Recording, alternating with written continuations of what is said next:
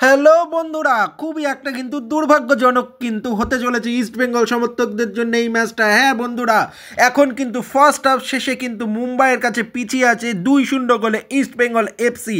হ্যাঁ বন্ধুরা, প্রথমে কিন্তু ইস্ট বেঙ্গল ভালোভাবে শুরু করলেও তারা কিন্তু একদম খেলা থেকে হারিয়ে যেতে শুরু করে। না তাদের কোনো দুটো উইং কাজ করতে শুরু করে, না তাদের মাঝমাঠ। হ্যাঁ বন্ধুরা, মুম্বাই কিন্তু ক্রমাগত একের পর একটা এক কিন্তু করতেই থাকে। মুম্বাইয়ে কিন্তু প্রথম গোলটা হয় ব্র্যান্ডন ফার্নান্ডেজ খুব সুন্দর একটি পাস দেয় লালিংজুয়ানা ছাংতেকে, আর ছাংতে কিন্তু শটে গোলে জড়িয়ে দেয় বলটা। হ্যাঁ বন্ধুরা, ইস্টবেঙ্গলের নুঙ্গা কিন্তু কোনো রকমভাবে ছাং থেকে আটকাতে পারেননি। শুধু নুঙ্গা একা দোষ দিয়ে কিন্তু কোনো লাভ নেই। বন্ধুরা তোমরা শোনো, এই ম্যাচটায় যেটা হচ্ছে সেটা হচ্ছে কোনো ডিফেন্স কিন্তু ইস্টবেঙ্গলের যে অর্গানাইজড এবং ডিফেন্স বলে যে আছে কিন্তু সেটাই কিন্তু বোঝা যাচ্ছে না। কারণ হিজাজি মাহের যেমন অফ তেমনি অফ কিন্তু হেক্টর ইউসতেও।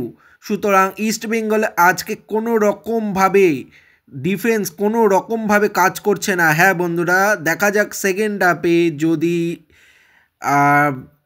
নিশু কুমারকে নামিয়ে একটু সচল করা যায় বা প্রভাত লাকড়াকে তুলে স্ট্রাইকিং ফোর্স যদি ডিফেন্স থেকে একজন স্ট্রাইকিং ফোর্স যদি বাড়ানো যায়, ডেভিডকে নামিয়ে দেখা যাক কী হয়। সমস্তটাই হয়তো অস্কার বুজো কিন্তু তার চিন্তাভাবনার মধ্যে কিন্তু রয়েছে।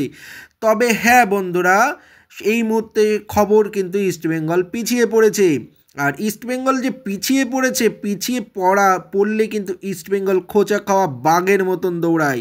হ্যাঁ বন্ধুরা, আমরা সকলে দেখেছি এর আগেও পাঞ্জাব ম্যাচেও কিন্তু ইস্টবেঙ্গল পিছিয়ে পড়েছিল, তারপরে অসাধারণভাবে কিন্তু দ্বিতীয়ার্ধে ম্যাচ বের করে এনেছিল। হ্যাঁ বন্ধুরা, এটাই দেখার যে ইস্টবেঙ্গল দ্বিতীয়ার্ধে কিভাবে ম্যাচ বের করে নিয়ে আসে। বন্ধুরা দ্বিতীয়ার্ধে কিন্তু ইস্টবেঙ্গল মহেশ সিংকেও কিন্তু নামাতে পারে। হ্যাঁ, মহেশ কিন্তু নামতে পারেন দ্বিতীয়ার্ধে। তাতে কি হবে, ইস্টবেঙ্গলের অ্যাটাকিং ফোর্সটা বাড়বে। আজকে কিন্তু ইস্টবেঙ্গলের ম্যাচটা জেতা খুবই দরকার, কারণ ইস্টবেঙ্গল কিন্তু টপ 6-এ যাওয়ার জন্যেই তারা লড়ছে। হ্যাঁ বন্ধুরা, তারা কিন্তু টপ 6-এ যাওয়ার জন্যই লড়ছে এবং তারা সমর্থকরা আজকে প্রচুর সমর্থকরা কিন্তু মাঠে গেছে, সকলেই আশাবাদী যে ইস্টবেঙ্গল জিতবে। বন্ধুরা আমার এইটুকুনিই থাক, তারপরে আমি সমস্ত ম্যাচের শেষে তোমাদের সাথে বিশ্লেষণ করব।